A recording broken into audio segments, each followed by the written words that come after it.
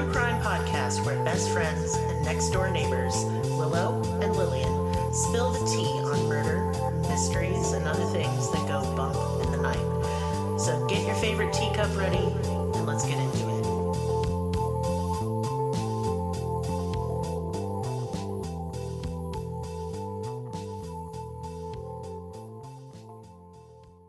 Welcome to Cruelty Podcast. This is Lillian, and with me is Willow. Hello. And if I sound not great, it's because I'm not. I don't feel good.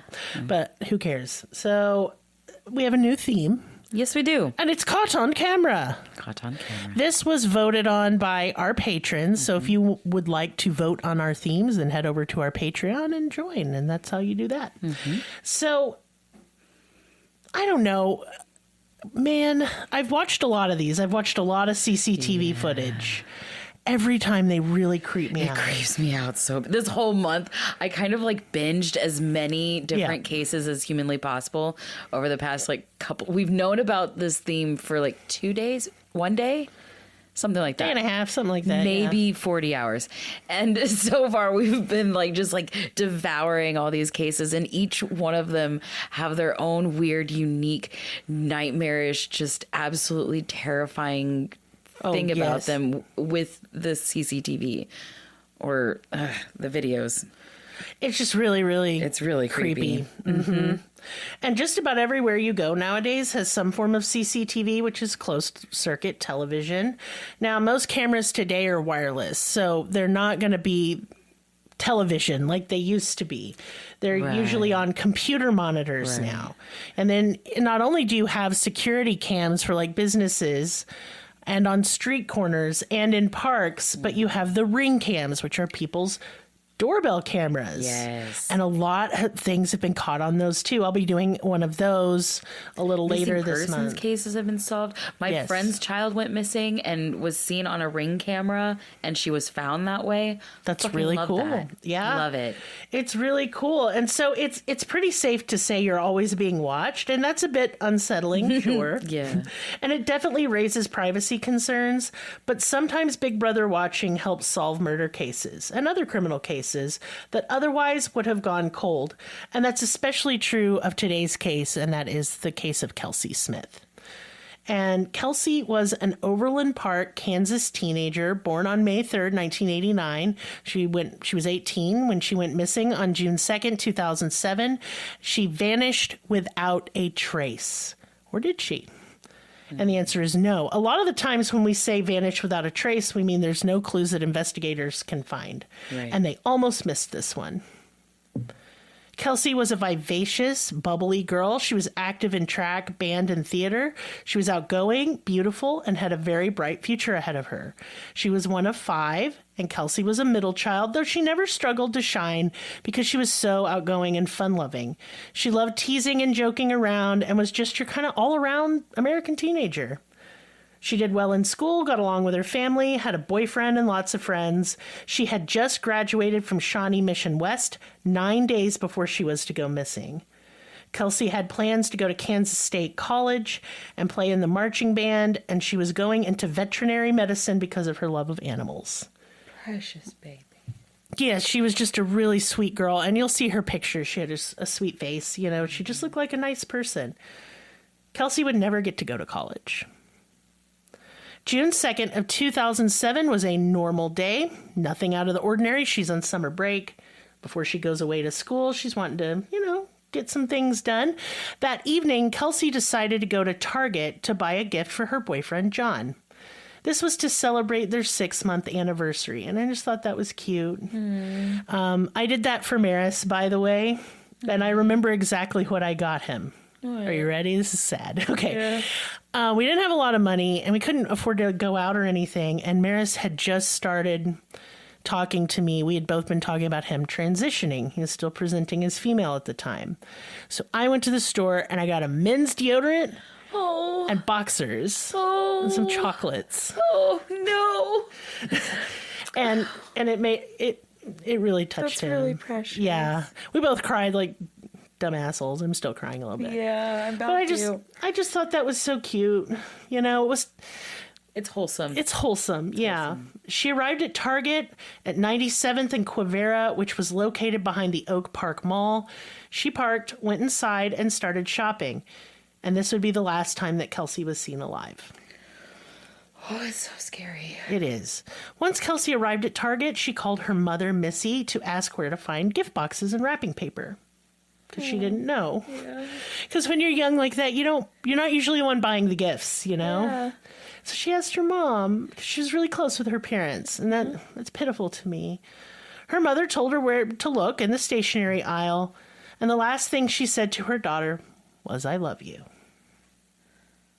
The trip to Target was supposed to be short. John, Kelsey's boyfriend, was set to arrive to pick her up for their date at 7:30. He arrived at Kelsey's house, and she still wasn't back. 8 o'clock rolls around, and both John and Kelsey's father, Greg, begin to worry. Oh, no. It wasn't like her to be late. Like, she's the type of kid that was just never late. And when she was, she would call and say, "Hey, I'm going to be a few minutes late." She did not want her parents to worry. They try reaching her on her cell phone, both with calls and texts, and they receive no answer. And that is also unusual. Something is very wrong. Kelsey always calls when she's late. She always calls people back. She always returned texts. She wasn't the type to worry the people who loved her. Kelsey's older sister, Lindsay, went with John to Target to try and find Kelsey. They get in John's car to try and find her, hoping she'd just lost her cell phone or was having car trouble, something mundane. But everyone had a pretty bad feeling. They arrive at around 8:30 to Target, and they search every space, and she is not there. Missy, Kelsey's mother, now fears that her daughter has been involved in a car accident, because that's the only logical explanation she can come up with. And because she says car accident because it's something clearly that's injured her, she can't get to her phone. Right. She's hurt. Right. Because it's the only reason she can think of that she wouldn't call. Now, Greg, Kelsey's father, is a former police officer, so he calls all the dispatches in the area. Oh, wow. Yes, to see if anybody's going to call. He assumes maybe it's a traffic stop. Right. He's hoping so. He's like, it's the only time in my life I've hoped for a traffic stop. But there'd been no calls about Kelsey. My heart is like beating so fast. I feel so bad for them. She has just disappeared into thin air. 9 o'clock rolls around and everyone is frantic. Kelsey would not be this late unless something was really wrong. John and Lindsay continue to search in John's car. And what they end up doing is taking, because they can't find her, they don't even know where to look. So they decide to go home, back to Kelsey's house. So they cut through the mall's parking lot. It's like a Macy's is there, and they find her car. There, in the Macy's parking lot, they find Kelsey's 1987 Buick Regal. Inside the car is Kelsey's purse and the gifts she'd purchased. But Kelsey and her cell phone were still missing. His present was in there. Yes, it's so sad. Lindsay called her father, Greg, and told him what they'd found, and immediately he is alarmed. The car being in a different place than Kelsey said she was going to be without her. Her phone isn't there, but her purse is inside. And the gifts too. To him, it's like it's a bad omen. Mm-hmm. Greg knew that this is now a probable crime scene. Mm-hmm. So Greg advised Lindsay and John to return home and to not touch anything in that car. They decide to stay, and so Missy and Greg drive up to the car too. Police have been called. 4 hours after the last sighting of Kelsey, detectives arrive on scene and start to process the car. They took the purse, and then they dusted the inside of the car for prints. Ominously, something is hanging out of the trunk, like either a shopping bag or a piece of cloth or something. Kelsey's family was on the scene watching all of this, and I just can't imagine how scary and how just devastating. Greg stated it took everything in him not to jump the police line and frantically open the trunk because he was afraid his daughter was inside. But he couldn't do that and compromise any evidence. Oh my God. So he had to watch, heart in his throat, as they all waited for the forensic team to show up to open the trunk. When they finally arrived and opened the trunk, Kelsey wasn't in there. Wasn't? No, she was not.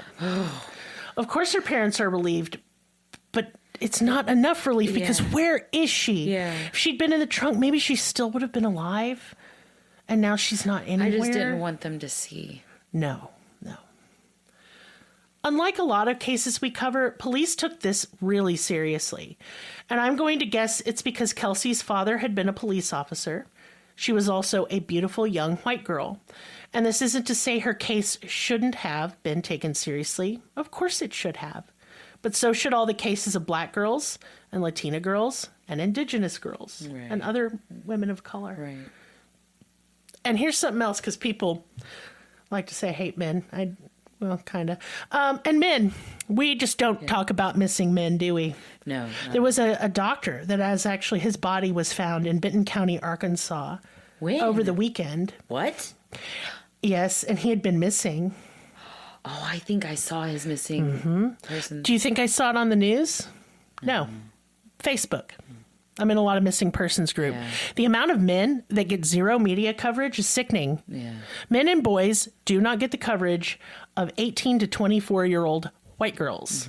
And this needs to stop. We need to give a shit about people of all ages and all colors and everything, because they deserve to be found and their families deserve to have answers. And yes, as an adult, we can go missing if we fucking want. But our families have every right to look for us. Right. And if we are found by police who take the case seriously, we have every right to say, I'm fine, but fuck off. Yeah, absolutely. But we're just getting nothing on these cases. Nothing. And it is left to like armchair detectives, Redditors, people on Facebook to find these people. And I find this disgusting. What are we paying them for? Anyway, we'll get back to that. Police just believed Kelsey's parents because I guess Greg was a cop formerly.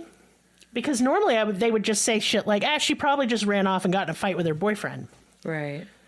Yeah. But they took it seriously. Her car has been processed now. It's in a spot she wouldn't have left it. And now it's late at night, and no one's heard from her. Aside from the suspicious nature of Kelsey's car, detectives find no clues of foul play inside. There's no blood or anything like that. As they're processing the car, investigators notice that the parking lot has a surveillance system. However, because it's late at night and they can't get a hold of anyone to get that vital footage, they have to wait until morning, and precious hours are slipping away. Not resting on their laurels, investigators turn to Kelsey's family to try and get a better picture not only of Kelsey but her home life, because it's just common police procedure to suspect family first, because it's usually those closest to us that hurt us. Right. And, a lot of people, when I researched this case, were pissed at the cops for going after the family. I'm not. They should have. The family rules out first. Like, you always have to rule out the family first. They sat in the interrogation room for 2 hours and answered every despicable question under the sun. And they fully cooperated with police because they knew the sooner this is done, the sooner they go look for what really is going on. Right. Yeah. So they're cleared immediately. Yeah. They then move on to John Beersmith, Kelsey's boyfriend. The previous days leading up to her disappearance, Kelsey had been spending most of her time with John. They were in constant contact through texts when they weren't together. Police interrogated John and soon cleared him too. And at this point, they have zero leads. Her case is almost immediately going cold because there's no real witnesses either. Yeah. There's nothing. Kelsey's family, of course, didn't sleep. They couldn't sleep, so instead they mobilized quickly, printing off flyers, going to social media, asking if anyone had seen Kelsey. Greg helped coordinate searches in like a grid pattern all throughout the whole city. They are going door to door, handing out flyers. He knew that time was of the essence. He believed they had 48 hours to find her or they weren't going to find her alive. Investigators finally get a hold of the Macy's parking lot CCTV footage. 12 hours after she has vanished. The footage they watch, I'm going to be honest, y'all, is pretty chilling. At 9:17 p.m., 2 hours after Kelsey was last seen alive, the footage is really grainy. The parking lot is pretty dark. There are some across the way streetlights that are kind of making a glare. It's very hard to see, but you see headlights. And I don't know why just seeing those headlights pull into this parking lot gave me the chills, but it did. The person does not park in a space. They're parked all crazy, like just in the middle of the parking spaces. It's like 2 seconds. The car switches off and you see someone run away from the car. They open the door, shut the door, run away into the street. And, you know, since the footage is such poor quality, you can't tell if it's a female or a male. All you can tell is that they're wearing a white t-shirt and dark colored shorts.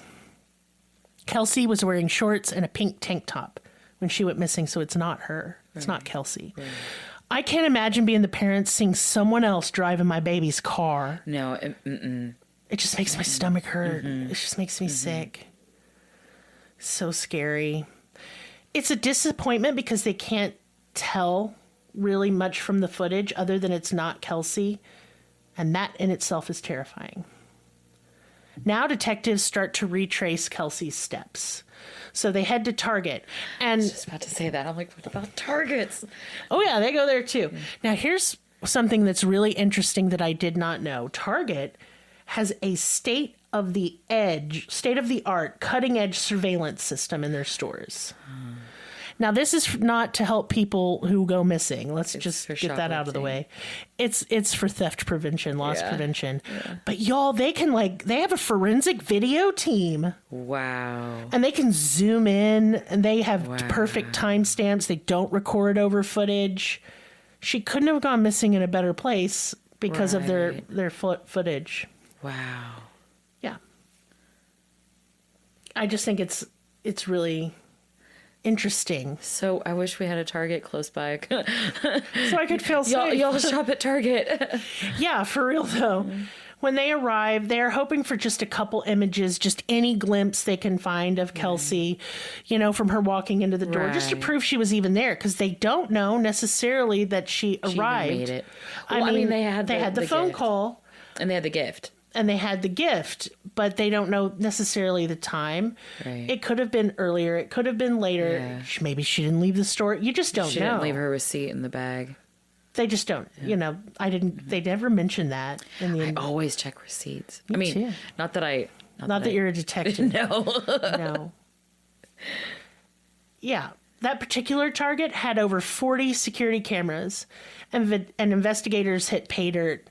Kelsey's entire shopping trip was captured on CCTV from the moment she arrived to the parking lot, when she walked in, did her shopping, checked out, left, and the moment she got in her car. Every bit of her shopping trip is seen. All of it.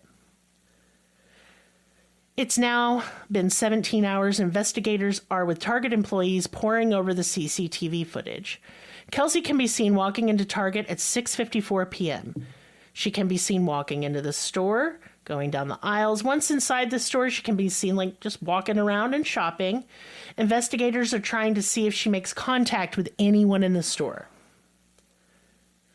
But she doesn't. She doesn't talk to anybody. She can be seen on her cell phone just before 7. Talking to her mom. This is the call to her mother. At this point, there's nothing suspicious going on. She looks happy, calm, relaxed.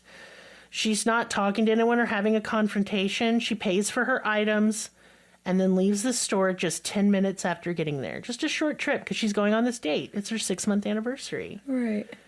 You can see her leaving the store, and she just looks happy and carefree. You can see her getting into her car. The car then backs up and leaves the parking lot. Investigators don't see her talking to anyone outside either, but things aren't quite as they seem, however. It's going to take time to go through every bit of that footage, and time is like the one thing they don't really have excess of. I'm like sweating, I'm like, oh, come on. The story is so scary. What is it? What happened? It's now been 18 hours since Kelsey went missing. Her family is devastated and terrified. Leads come in, sightings, and none of them are quite panning out. Leads coming into the family because they passed out all those flyers. Right. There's one potential sighting at a restaurant of Kelsey, and so they both go there, and they look at CCTV footage. It's not her. It's not her. Aww. 24 hours after Kelsey goes missing, investigators, frustrated by the lack of leads, have now taken the CCTV footage from Target, and they are playing it over and over and over and over. We're talking hundreds of thousands of times, trying to find anything in that footage that would give them a clue. They take the footage back to the police station, and what they do is they blow it up on a projector and just project it onto the wall. And they also invite not only investigators, other detectives, but they invite police officers in because they figure the more eyes they have on it, the better chance they have of catching anything. Yeah. Anything they may have missed before. And because the video has been enlarged so much, it's very pixelated. Investigators focus on the moments of Kelsey leaving the store and getting into the car. They watch this segment hundreds of times, and then they see it. Just as Kelsey is getting in her car, there is a flash of movement at the driver's side. What? You can just, and they slow it down, and when you can see it, is it a person kind of crouched down, rushing her. What? Yes. And it happens like that, within seconds. That makes it hard for me to breathe. So scary. And y'all, I'll be linking all of this. There's a ton of footage from her case, and I got a video that kind of knits it all together in kind of a timeline, and you can look at it. And I had to watch it several times to see this flash of a person kind of hunkered down running towards the driver's side of her car. And they are clearly avoiding the cameras. Wow. This flash is someone rushing up behind Kelsey. The car door then shuts, and after less than 15 seconds, the car drives off. She's been abducted. Whoa. They go back to the footage in the store to see if the abductor made contact with Kelsey somehow, and they'd missed it. They go through the footage. And y'all, when I say they went through it hundreds of times, they did, for real. Mm. And they had kind of a reenactment on a show that I watched about it, of the investigators watching the footage. And hours into rewatching her in the store, someone finally catches it. I was going to say they should watch other, like once they can know where she is, they should watch other cameras to see the other views of other aisles. They did all of that. Yeah. And what they found was a man in a white t-shirt and dark shorts. He was not shopping, though he frequently pretended to be. He was following her from a very discreet distance. She didn't notice. He was watching her. You can see him in the footage just staring at her, turning his head and just staring at her. He's clearly a little nervous. He keeps looking over his shoulder to see if anyone's noticing him stalking this woman.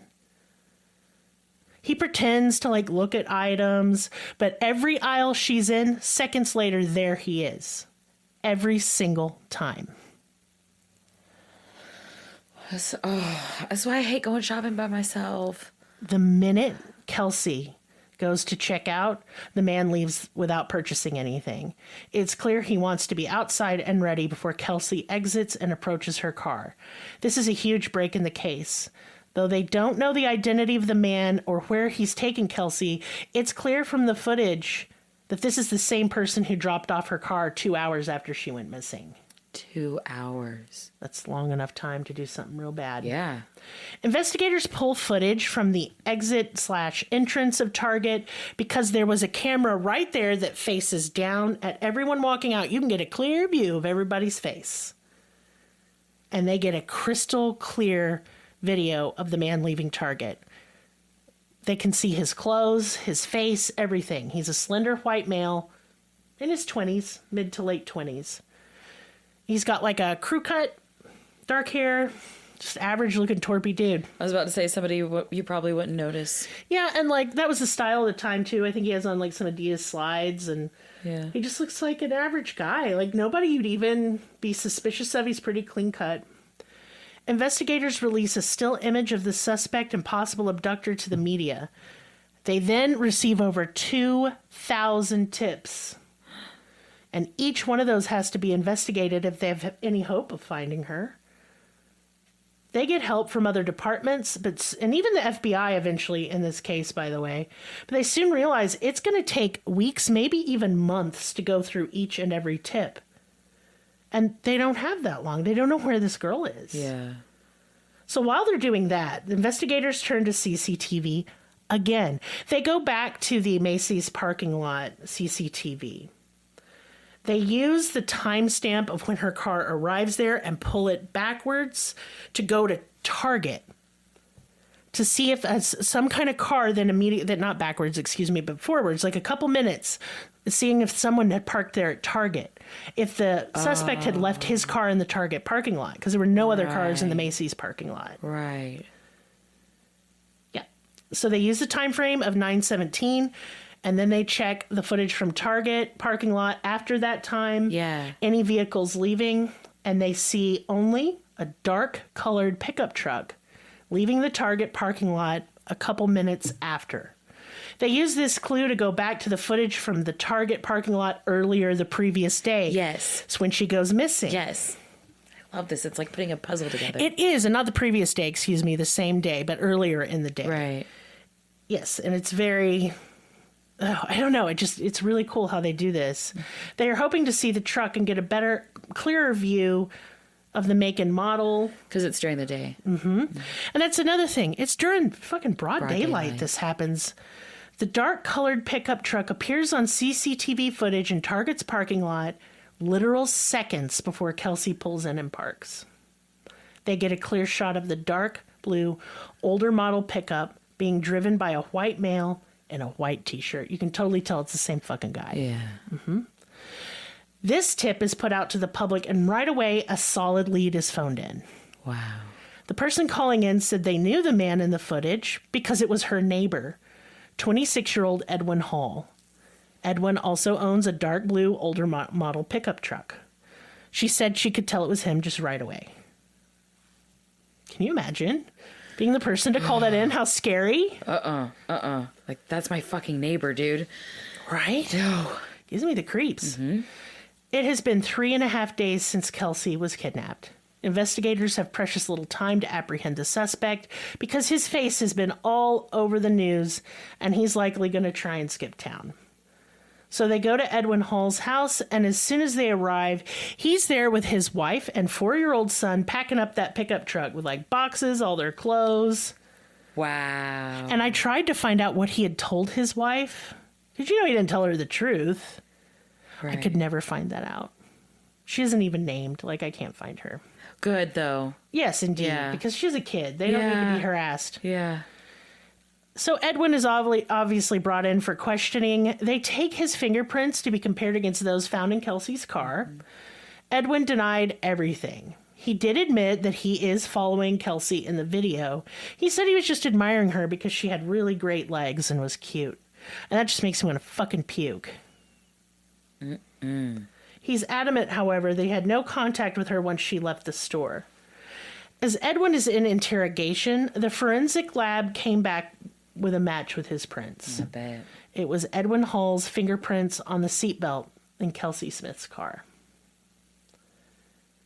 So it's Edwin Hall's kind of interesting. I mean, you know, he's not that interesting. But what I mean is he had no adult criminal record. But he sure did as a juvenile. But remember, when you're doing record searches and stuff for offenders, that's not going to pull up the juvenile records. Right. Mm-hmm. Those are typically either sealed or just not considered relevant. As a juvenile, he'd been arrested for assault. At age 7, Edwin was adopted, but he was returned to foster care after threatening his adoptive parents' daughter, his adopted sister, with a knife. Whoa. He was 15. They had him for that long and gave him back. Wow. And I can't imagine the damage that must have done to him. Something clearly happened to this kid. At some point. At some point, yeah. So here's what because he never like spoke up like, yes, this is what I did until much later. Mm-hmm. But this is what investigators pieced together. Edwin had waited until Kelsey was getting into her car, and he approached her brandishing a handgun. He then got into the back seat and forced her to drive at gunpoint. 2 hours later, he returned in her car alone and ditched her car in the Macy's parking lot. He returned to his truck, still in the Target parking lot, and then went home. 3.5 days after Kelsey went missing, her body is found. Now, he didn't tell them where it was because he's a piece of shit. It was instead a cell phone ping. And there was actually a law put into place because of this case called Kelsey's Law. Oh. Because Verizon Wireless, her cell phone provider, didn't want to give the parents the information of where the cell phone had pinged. And because typically back then, y'all, because this is kind of not a, there's been several cases where people have to fight the phone companies to get the information. Usually they will only give it out to the subscriber. Right. So Kelsey. And if they need it, like if someone else needs it, like the police, you have to have a court order. But remember, they don't know if she's alive or dead at this point. Right. And so a court order is going to take too long, especially if she's hurt or left tied up somewhere.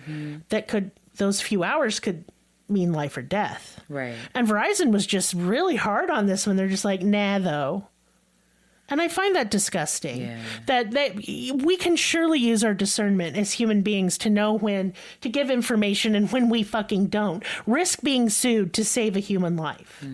That capitalism and corporate greed is so extreme that this baby had to lie dead in the woods without being able to come home. I just fucking hate this shit. Yeah, but eventually the FBI gets involved and is like, hand over the fucking phone records, and Verizon came. I am the government. Give me the papers. Give unto me. It only took 45 minutes to find her after they gave up the records. Jesus Christ. That's it. Only 45 minutes. Jesus. Oh, baby. And it was pinging because somebody was trying to get a hold of her. Yes.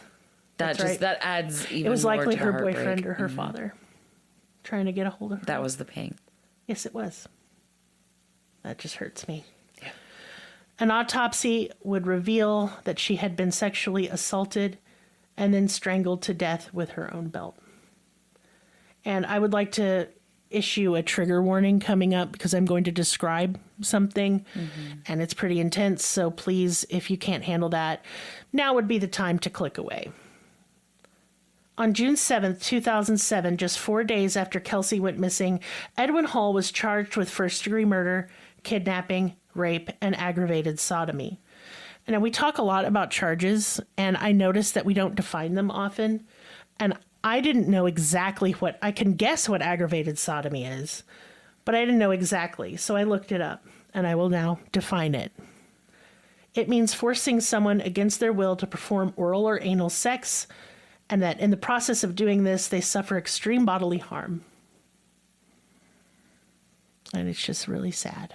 She was such a beautiful girl. And to be treated that way. I can't imagine how terrible her last moments were. How scared she must have been. How humiliated and in pain she was. And I hate that for her. She was a loving young woman with her whole life before her. There was no reason for this crime. She wasn't doing anything. She's shopping at a Target in broad daylight. In the footage, like, it's just completely light out. This is summer. It's not even sunset. And this goes back to the whole idea of women are so often told, like, well, you shouldn't have gone at night. Well, you should have locked your door. You shouldn't have worn that top. What was she doing wrong? She's on the phone with her mother in a Target. And in just seconds, that's all it took. So this myth of the perfect victim and victim blaming shit needs to stop. It doesn't matter if she were wearing a full suit of armor and had a bazooka with her, a guard dog, and her dad. It could be any of us. That could have been any of us. And the thing is, y'all, this happens to men too. Yeah. We just don't hear about it. Yeah. So you think it's just women? No, it's men too. It's people of all ages. And if you think it's just like attractive young people, right? No, it's attractive older people. It's ugly as fuck people. It doesn't fucking matter. Yeah. And I need all cases to be taken seriously and blame completely removed from any victim for all space and time for the rest of forever. Amen. I'm done. Yeah. Because there was victim blaming in this case too. What? And some of like Reddit comments and stuff, I'm just like, it is just so endemic to want to find a reason why this happened. So if we can't find a reason with the killer, because he never gave one, this piece of shit. So we're just going to blame the victim. That doesn't make any sense. It does to me, and I'll explain why I think we do it. We want to, number one, feel morally superior over someone else. Well, I would never do that, so I'm safe. No, I don't feel that way at all. I know you don't. I'm telling you, some people do. No, I'm shocked and baffled that people do, because I can't understand it. I don't think I'm better than anyone. When I hear this story, I think that girl is me. That could happen to me. How many times have I into Target with my head all the way up my ass? Yeah. I've been followed coming out of stores before, and it's really scary. Mm-hmm. I just go right back in the fucking store. I'm like, well, I'm gonna live here. No, I mean, like they've driven and followed me. I have been driven and followed too. It's so scary. Yeah. And the thing is I don't know. People get scared when they hear stories like this. It is scary, and I told this in a very scary way.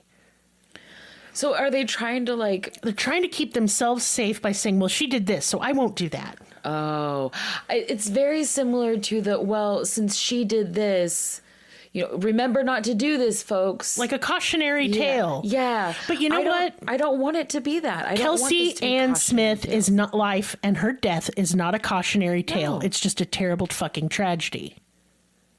And if we really want to look into why, we need to shine the light on the perpetrator. Yeah. Clearly being in foster care, being adopted, being returned. He clearly had some issues. He needed help. He needed therapy. Yeah. He needed medication. The system failed him. And the system failed him and then failed her. Mm-hmm. And you guys, I defy anybody on earth and all space and time to point out to me an American system that fucking works. Just one. I'd like to find one, but here I sit looking at all of these fucking systems and then going, they're failing us. All of them are. Mm-hmm. Everything from law enforcement to the judicial system, healthcare, mental health care, women's bodies issues.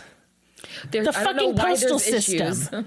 The fucking postal system. Yeah. No, I ship things. And if you have ordered something from me and either didn't get it or it's late, ain't me. It's the USPS. There's so many times that I've shipped things and it just doesn't show up at all. Porch pirates. Yeah.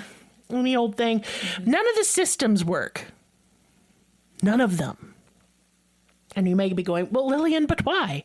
Well, there's a couple reasons, and I'm going to give them. There's three, and I'm going to give them to you. Misogyny, racism, and capitalism. Yeah. There's nothing that trickles down. Not even the sweat off their balls. Ew. What trickles down is nothing. Yeah. They don't even give us scraps. Eat the rich. I don't know what else to tell you. I'm just pissed because she just a cute kid. And all my kids are at the age where they're leaving the nest now. And I think about my sweet, darling middle child getting ready to go on a trip to see some friends, and they're going to take a bus. I am terrified. I'm terrified. I think about all of the things that I've done in my life. I shouldn't be alive. Yeah. And I remember somebody saying that someone was watching me at a gas station one time, getting gas or walking to and fro. And it's things like this that make me think a million times every single step that I take outside. How many times did I not notice that it happened?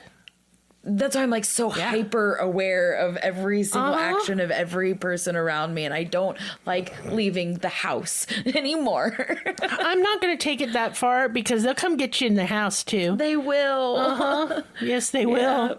Like true crime tells you that it's a weird roll of the dice. None of the victims could have done anything differently probably that would have made any difference. No, not at all. You mean to tell me Kelsey can't go to fucking Target to get a present for her boyfriend? Yeah, no. Without some sicko doing something horrible to her? My God. My God. Yeah. On July 23rd, 2007, Edwin pled guilty to all charges to avoid the death penalty. He had forced Kelsey to drive 20 miles away to a neighboring state, Missouri, where he took her into the woods, brutally assaulted her, and killed her. He was sentenced to life without parole. Edwin Hull apologized to Kelsey's family for what he had done, but I don't think he should be forgiven. Fuck him. Yeah. And this is saying it with empathy. Fuck him with empathy on top. Fuck him. Yeah. Just because I can... There's a difference between empathy and discernment, okay? I do have empathy, even for the perpetrators. I feel like I have to. I think that's the only way we're ever going to get to a place... If I was an evil person like that did horrible things to other people, I would hope to God they would put me in a fucking box with bars. and not let me touch anybody else. Ever Again. Ever. I'd want him to put me down like a fucking dog. Yeah. Seriously. That's what empathy for the killers is. It's too late. Yeah. He's already done the thing. Yeah. That doesn't mean that I think there weren't reasons for it or that the system failed him Clearly colossally. There's some things wrong with the man, but that still doesn't say that he doesn't deserve justice to be in that metal box. Yes, he does. It's just a terrible, senseless act that he gave no explanation for. Yeah. And I think if you can't even own what you did, you don't get forgiveness. Part of getting forgiveness, number one, it's not owed to you.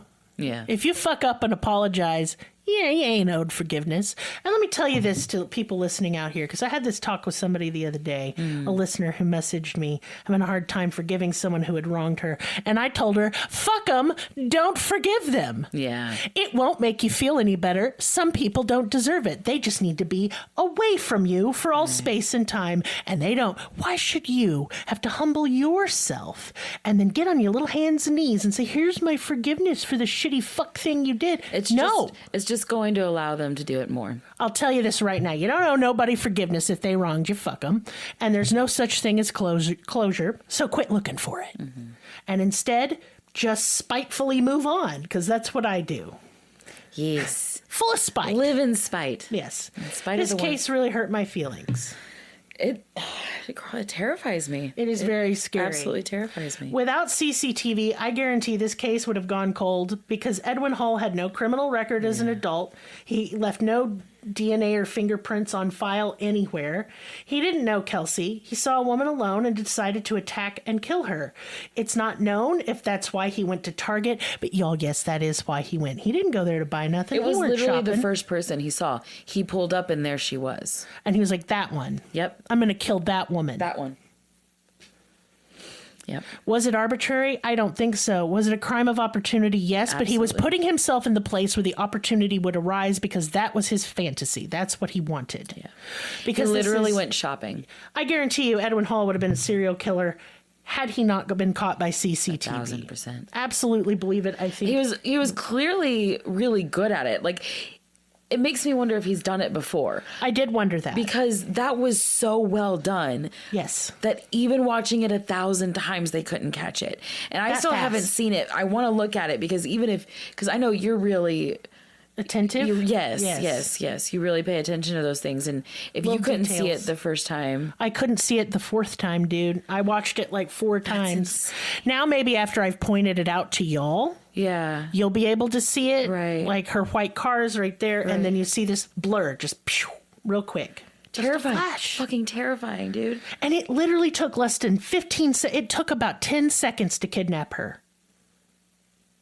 And that was it. And let me tell you all this. If anybody tried to kidnap me, you turn around and say, shoot me in the fucking head, you piece of shit. I ain't going nowhere. You fight. Don't ever let them take you to a secondary location. Their promises of you'll be safe and I'll let you go are horseshit, and I'd rather be killed than assaulted. There are so many, from many other serial killers that I've researched, so many people got away from them by jumping out of the moving vehicle. And refusing to go to the secondary location. Mm-hmm. They ain't gonna shoot you. It's a crowded parking lot. He would have run away. Yeah. There's no way she would have known that. She was terrified. She's an 18-year-old kid. And she probably didn't have the ability to. He was huge. Right there with a gun. Yes, exactly. He wasn't a big guy, but that doesn't matter. The gun is the great equalizer. Right. Now they were about the same size. Like he was really skinny. Okay. But the thing is that the gun was the great equalizer. Don't fear the gun. Don't. Because if you go to a secondary location, there are worse things in store than a gun for you. And this is something that I don't hear talked about as a safety tip very much.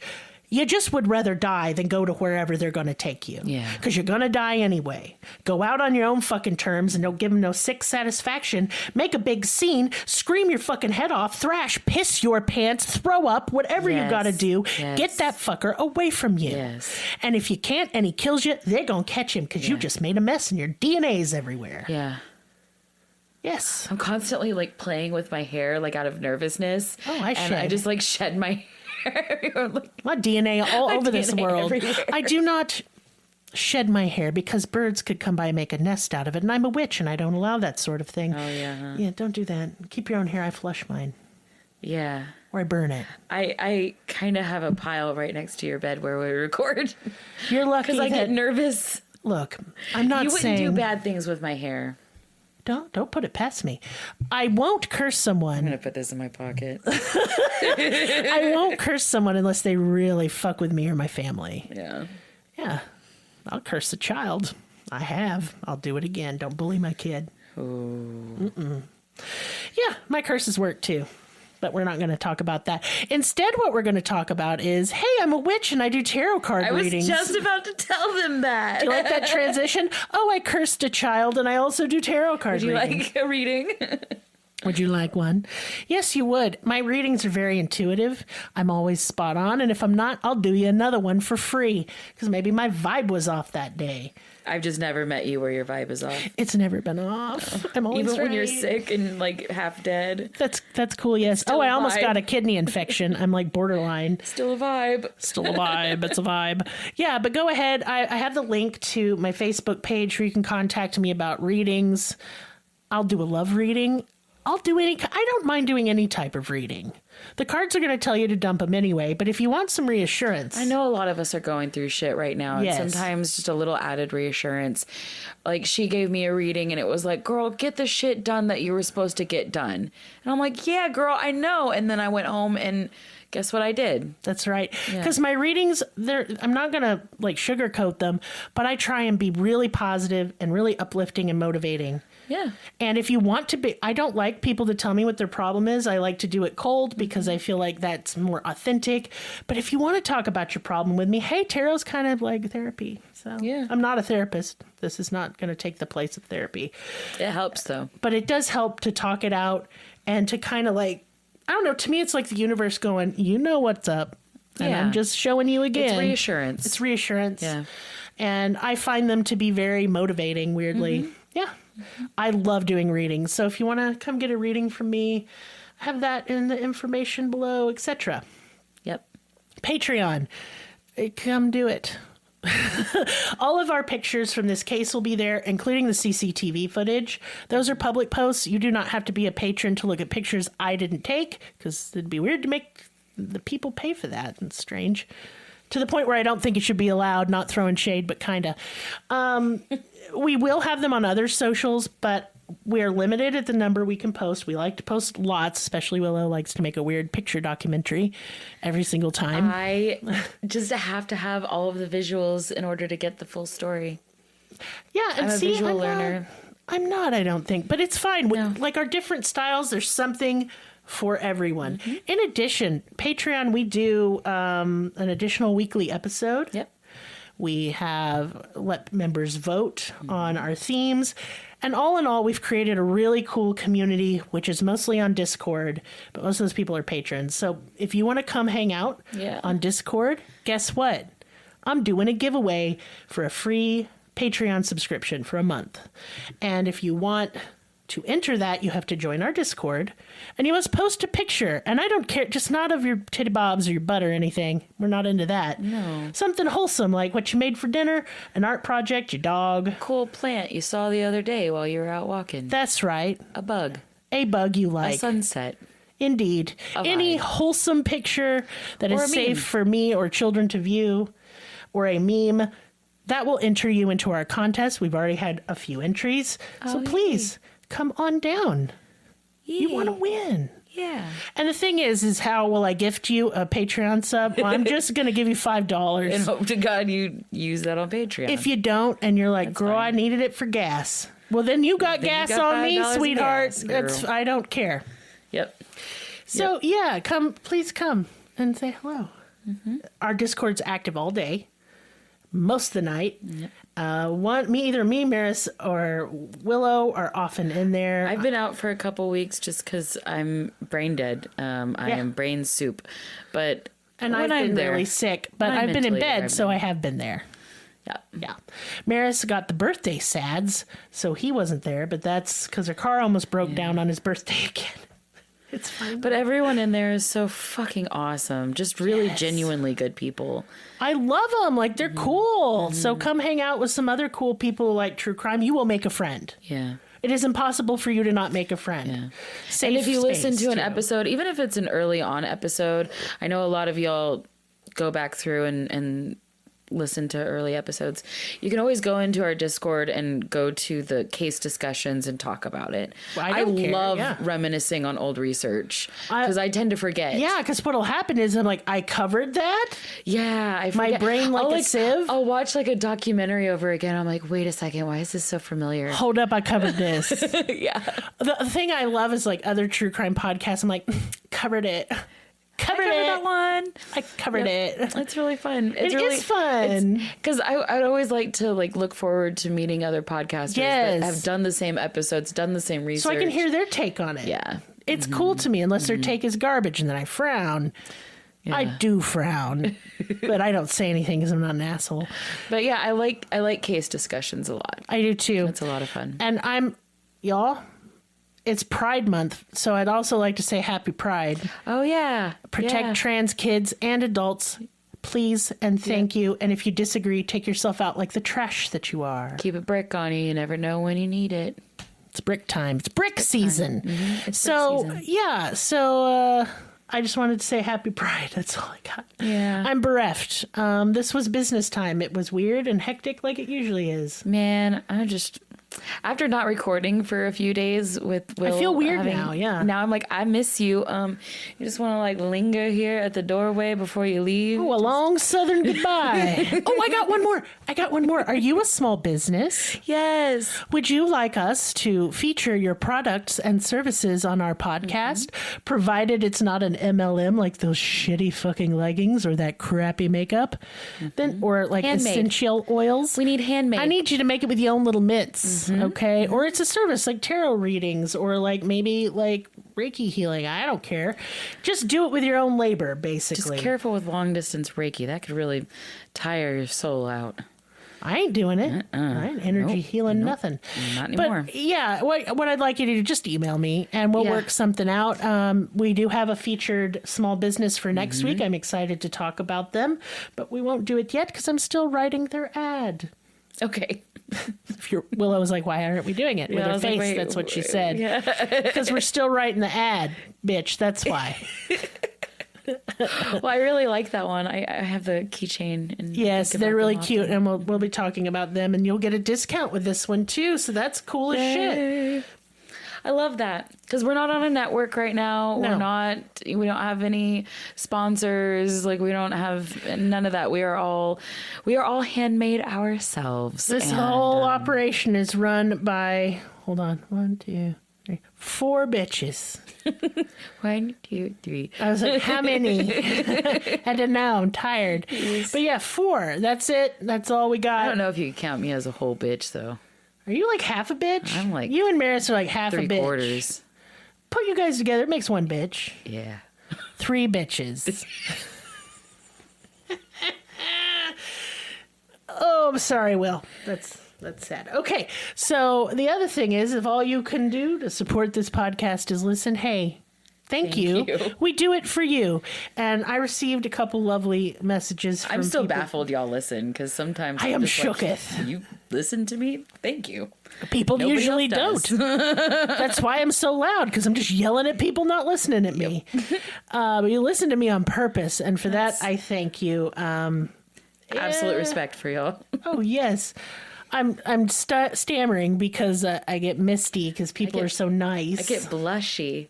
You know, I've fainted because I was blushing too hard. And I have to really catch myself Go to a doctor. sometimes. Would you go to a doctor? Something is wrong. You have like retrograde neurolitis. I'm just a where your fainting goat. brain is in backwards, which isn't a real condition. I'm just being mean. Oh, really? I thought it would be a thing that. Oh, Lord. You didn't know that was a joke the whole time I've been saying it? Oh, shit, y'all. I gotta go. I gotta lay down. It's too much for me. Anyway, I love you all very much. Goodbye.